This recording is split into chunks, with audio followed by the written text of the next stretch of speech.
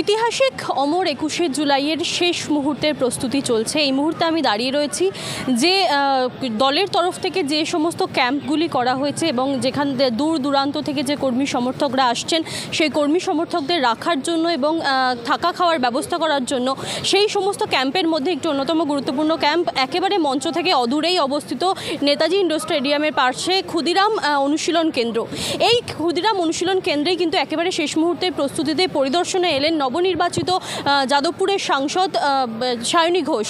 এবং সায়নীকে সামনে পেয়ে কর্মী সমর্থকদের মধ্যে একটা উচ্ছ্বাস দেখা গেল এবং একেবারে আপ্লুত, প্রত্যেকেই ভেসে গেলেন সায়নী ঘোষকে একেবারে সামনে থেকে দেখতে পেয়ে। পাশাপাশি সায়নী এই যে ক্যাম্প করা হয়েছে সেই ক্যাম্পের যে স্বাস্থ্য শিবির, যে অনুসন্ধান অফিস থেকে শুরু করে যেখানে থাকার খাওয়ার ব্যবস্থা, সমস্ত বিষয়টাই তদারকি করে দেখলেন এবং কি ব্যবস্থা রয়েছে, কি কোনো সমস্যা হচ্ছে কিনা প্রত্যেক কর্মী সমর্থকের কাছে গিয়ে তিনি জিজ্ঞাসা করেন। এবং যারা অনেক এমন কর্মী সমর্থক আছে, আমরা যেটা দেখলাম যে তারা তাদের ছোট বাচ্চাকে নিয়ে সঙ্গে নিয়ে এসেছে, সেই ছোট বাচ্চাকেও আদর করতে দেখা গেল সায়নীকে। এবং প্রায় কর্মী সমর্থকদের আবদার মেটালেন সায়নী ঘোষ, নিজে হাতে ফোন তুলে নিয়ে সেলফি তুললেন।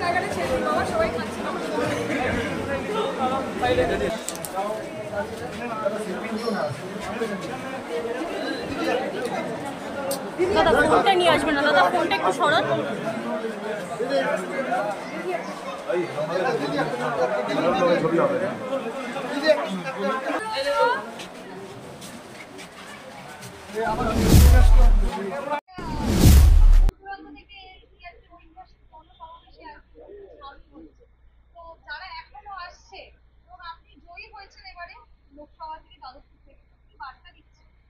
মমতা বন্দ্যোপাধ্যায়ের জয়, তৃণমূল কংগ্রেসের জয় এবং ভারতবর্ষের জয়, বাংলার জয়।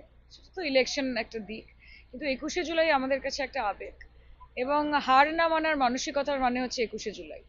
শহীদের প্রতি শ্রদ্ধার্ঘ্য নিবেদন করার জন্য প্রত্যেক বছর ২১শে জুলাইয়ে পশ্চিমবঙ্গের বিভিন্ন প্রান্ত থেকে সবাই আসেন এবং আমরা তাদের প্রত্যেকের কাছে অত্যন্ত কৃতজ্ঞ, কারণ যেই জনসুনামির সৃষ্টি হয় সেটা শুধুমাত্র পশ্চিমবঙ্গ নয়, গোটা ভারতবর্ষের লোক দেখেন এবং সেটাই হচ্ছে তৃণমূল কংগ্রেসের জোর।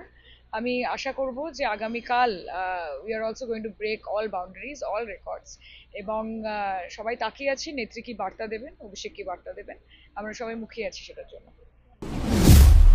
এবং যেটা দেখা গেল সর্বতোভাবেই যে এই পরিদর্শনে এসে তিনি কিন্তু একেবারেই সমর্থকদের সঙ্গে ভেসে গেলেন এবং যেটা জানালেন তিনি সংবাদ মাধ্যমের মুখোমুখি হয়ে, ডিএনএন বাংলার মুখোমুখি হয়ে, যে একেবারেই এই যে মা মাটি সরকার, তৃণমূল কংগ্রেসের সরকারের যে ঐতিহাসিক অমর ২১ যে ১৩ জন শহীদের স্মৃতির উদ্দেশ্যে যে সমাবেশ, সেই সমাবেশ একেবারেই কিন্তু আবেগের সমাবেশ এবং সেই আবেগের বশেই এত মানুষের আগমন এবং এত মানুষ এখানে সমাবেশ করেছেন। এই বিষয়ে আপনারা কি বলবেন জানান কমেন্টে এবং এরকমই আরও খবর জানতে নজর রাখুন ডিএনএন বাংলায়। ডিএনএন বাংলা, সবার মনে, সবার ফোনে।